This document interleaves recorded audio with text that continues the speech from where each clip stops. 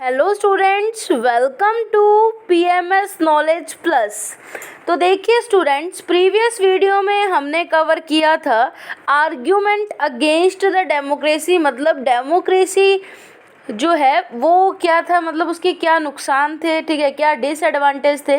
आज हम हमारी वीडियो क्लिप्स के अकॉर्डिंग देखेंगे आर्ग्यूमेंट फॉर द डेमोक्रेसी, मतलब जो डेमोक्रेसी है उसके एडवांटेजेस क्या हैं। तो बिना किसी देरी के स्टार्ट करते हैं हम हमारी वीडियो। Advantages of democracy. चलो मेरे प्यारी, भूख की वजह से 3 एडवांटेजेस ऑफ डेमोक्रेसी। चलो मेरे प्यारे स्टूडेंट्स, बोरिया बिस्तरा उठाओ और चलते हैं हम चाइना। वहां पर 1958 से 1961 तक फैमिन हुई थी। भूख की वजह से 3 करोड़ पीपल्स मर रहे थे। उस टाइम पर इंडिया की इकोनॉमिक कंडीशन चाइना की इकोनॉमिक कंडीशन से बेटर नहीं थी।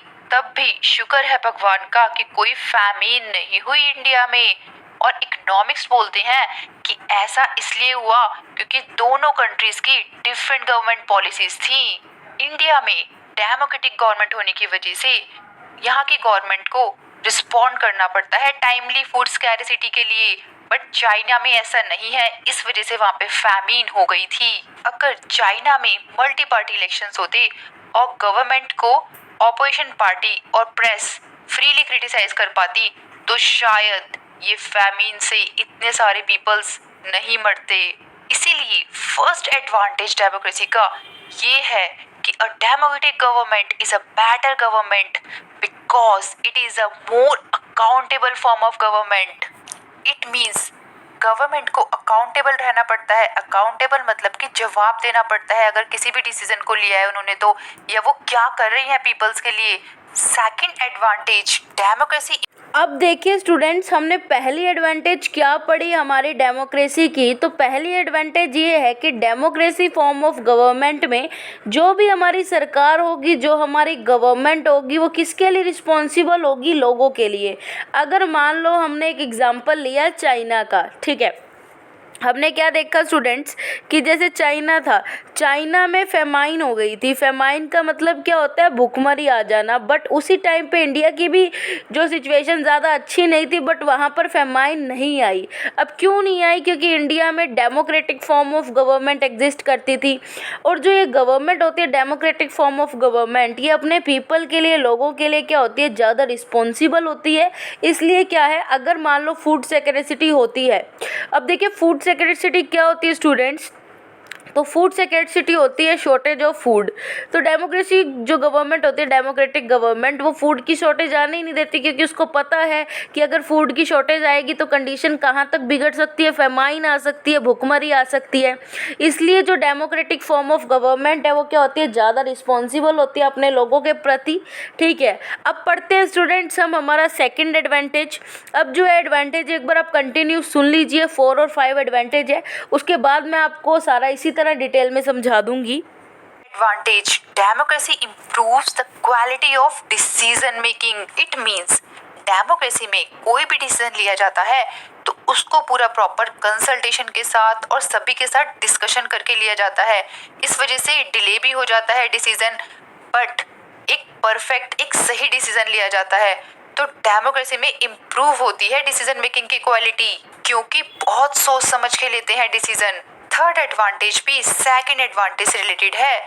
इसमें बताया गया है कि democracy provides a method to deal with differences and conflicts. It means जो डिफरेंट पीपल है, जैसे कि डिफरेंट रीजन में रहते हैं लोग, डिफरेंट लैंग्वेजेस हैं, डिफरेंट रिलीजन है, डिफरेंट कास्ट है हमारी कंट्री में, बट तब भी लोगों में कॉन्फ्लिक्ट्स नहीं हो रहे, लड़ाइयाँ नहीं हो रही हैं, क्योंकि सभी लोगों को इक्वल राइट दिए जा रहे हैं, सबके ओपिनियन देखे जा रहे हैं। हमारी कंट्री में सब लोग एक होकर रहते हैं बिकॉज ऑफ डेमोक्रेसी, क्योंकि ये अच्छे से डील करता है सभी डिफरेंसेस, जितने भी डिफरेंट पीपल हैं, लैंग्वेजेस हैं, इन सबके कॉन्फ्लिक्ट्स को होने ही नहीं देता, सबको इक्वल राइट देता है। डेमोक्रेसी का फोर्थ एडवांटेज है democracy enhances the dignity of citizens. सभी सिटीजन्स को रिस्पेक्ट मिलती है, उनकी इज्जत होती है, क्योंकि पॉलिटिकल इक्वालिटी जो है, सभी को इक्वल राइट मिलता है, चाहे कोई पुअर हो, चाहे रिच हो, चाहे एजुकेटेड हो, चाहे अनएजुकेटेड पर्सन हो। फाइनली हम फिफ्थ एडवांटेज देखते हैं डेमोक्रेसी का। इसमें बोला गया है democracy is better than other forms of government because it allows us to correct its own mistakes. It means democracy वाली गवर्नमेंट में हम अपनी मिस्टेक को करेक्ट कर सकते हैं। वैसे तो गवर्नमेंट चाहे डेमोक्रेटिक हो या नॉन डेमोक्रेटिक हो, दोनों में ही मिस्टेक हो सकती है, बट जो डेमोक्रेसी वाली गवर्नमेंट होती है ना, वहाँ पर ज़्यादा टाइम तक मिस्टेक छुप नहीं सकती, क्योंकि पीपल्स को राइट होता है, पीपल ही शोर मचाने लग जाते हैं अगर कुछ गलत होता दिखता है तो, या फिर मीडिया में हाईलाइट हो जाता है अगर कोई भी गवर्नमेंट गलत कर रही है तो इस वजह से या तो रूलर अपने डिसीजन चेंज कर देता है या फिर उस रूलर को ही चेंज होना पड़ता है। लोग वोट ही नहीं देते हैं उसे next time. Due to this reason democratic government is better than other form of government. अब समझ में आया किट्टी बेटा तुम्हें कि व्हाई डेमोक्रेसी इज कंसीडर्ड। अब देखिए स्टूडेंट्स, यहाँ आपको ये बात क्लियर हो गई होगी कि 5 हमने एडवांटेजेस पढ़े डेमोक्रेटिक फॉर्म ऑफ गवर्नमेंट के। तो क्या था, फर्स्ट एडवांटेज हमने देख लिया था। अब सेकंड एडवांटेज है कि जो डेमोक्रेसी है उसमें क्या है, डेमोक्रेसी फॉर्म ऑफ गवर्नमेंट में किसी भी लोगों के साथ, चाहे वो किसी भी धर्म से बिलोंग करता है, चाहे कोई हिंदू है, चाहे कोई मुस्लिम है, चाहे कोई सिख है, चाहे कोई क्रिश्चियन है, किसी भी रिलीजन के साथ जो है भेदभाव नहीं होने देती हमारी डेमोक्रेसी फॉर्म ऑफ गवर्नमेंट। और क्या है, हर सिटीज़न जो है, चाहे वो रिच है चाहे वो पुअर है, उनको वोट देने का बराबर अधिकार है। रिच के वोट की भी सेम वैल्यू होती है और पुअर के वोट की भी सेम वैल्यू होती है। अब बात आ जाती है कि डेमोक्रेसी फॉर्म ऑफ गवर्नमेंट में अगर कोई मिस्टेक हो जाती है तो वो ज़्यादा देर तक छुप नहीं पाती, क्योंकि डेमोक्रेटिक फॉर्म ऑफ गवर्नमेंट में तुरंत पता लग जाता है कि कहाँ पर गलती हुई है। और अगर जो रूलर है अपनी मिस्टेक नहीं सुधारता तो क्या होता है, अगली बार उस इंसान को लोग इलेक्ट ही नहीं करते। तो डेमोक्रेसी फॉर्म ऑफ गवर्नमेंट काफ़ी हद तक जो है बहुत ही ऐसे एडवांटेजेस से है। बट हमने कुछ डिसएडवांटेज भी देखे। क्या देखे हमने कि जो डिसीजन मेकिंग होती है, ठीक है, डेमोक्रेसी फॉर्म ऑफ गवर्नमेंट में काफ़ी सारे डिसीजन मिलकर लिए जाते हैं, सभी की परमिशन से लिए जाते हैं, ठीक है। इसी की वजह से डिले भी हो जाता है डिसीजन मेकिंग में, ये तो है नुकसान। अब फ़ायदा क्या है कि जब थोड़ा टाइम लग के सभी की परमिशन से कोई डिसीज़न लिया जाता है ना, तो वो बिल्कुल परफेक्ट होता है, बिल्कुल सही होता है। तो ये हमने पढ़ लिए स्टूडेंट्स डेमोक्रेसी के एडवांटेज एंड डिसएडवांटेज। अब मूव करते हैं हमारे नेक्स्ट टॉपिक पर। देखिए क्या है, हम थोड़ी और नॉलेज ले लेते हैं, ब्रॉडर मीनिंग्स ऑफ डेमोक्रेसी। इसमें बताया गया है कि रिप्रेजेंटेटिव डेमोक्रेसी होती है आज के टाइम पर। रिप्रेजेंटेटिव डेमोक्रेसी बोले तो पीपल्स वोट देते हैं, किसी भी एक पर्सन को इलेक्ट करते हैं जिससे कि वो पर्सन उनके बिहाफ पे सारे डिसीजंस ले। तो मेजॉरिटी ऑफ पीपल्स, ज़्यादातर पीपल्स जिसे वोट देंगे वही जीत के आएगा। अब जो जीतेगा, जो विनर होगा, उसे क्या बना जाएगा, रिप्रेजेंटेटिव। अब यहाँ पे रिप्रेजेंटेटिव इसलिए बोला जा रहा है क्योंकि वो लोगों के बिहाफ पे सारे डिसीजंस लेगा, क्योंकि सभी लोग एक साथ तो डायरेक्टली रूल नहीं कर सकते हैं, तो उन्हें अपना कोई एक रिप्रेजेंटेटिव चूज करना पड़ेगा ना, एक लीडर चूज करना पड़ेगा। तो इसलिए बोला जाता है इलेक्टेड रिप्रेजेंटेटिव। और इस टाइप की फॉर्म ऑफ डेमोक्रेसी को बोलते हैं रिप्रेजेंटेटिव डेमोक्रेसी। डेमोक्रेसी को हम अपनी स्फीयर ऑफ लाइफ में भी अप्लाई कर सकते हैं। जैसे कि आप अपनी फैमिली का एग्जाम्पल ले लो।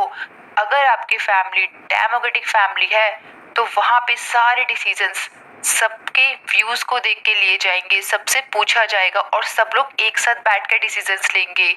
आप मुझे कमेंट सेक्शन में बताइए कि आपको किस टाइप की गवर्नमेंट पसंद है, डेमोक्रेसी, डिक्टेटरशिप या फिर मोनार्की। किट्टी और चिट्टी, अब चलो इंडिया, बहुत हो गया। ठीक है स्टूडेंट्स, तो आपको ये पॉइंट क्लियर हुआ होगा कि जो डेमोक्रेसी है, डेमोक्रेसी को रिप्रेजेंटेटिव डेमोक्रेसी भी बोला जाता है। अब क्यों बोला जाता है, क्योंकि अब सारे लोग तो एक साथ रूल नहीं कर सकते ना, तो क्या करते हैं लोग, अपना रिप्रेजेंटेटिव चूज़ करते हैं जो उनके बिहाफ पर डिसीजन भी लेता है और रूल भी करता है। इसलिए जो है रिप्रेजेंटेटिव डेमोक्रेसी से बोला जाता है।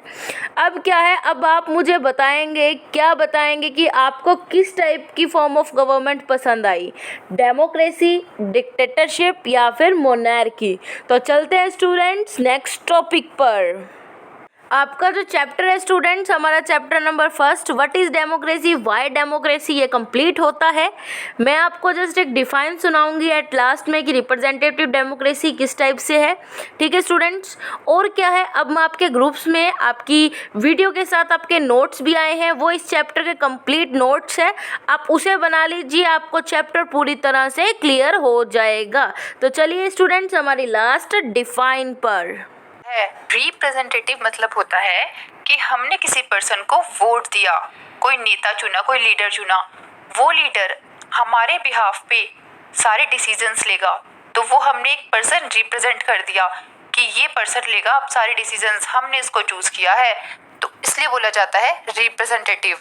और ठीक है स्टूडेंट्स, तो आपको समझ आ गया रिप्रेजेंटेटिव का मतलब और रिप्रेजेंटेड डेमोक्रेसी का।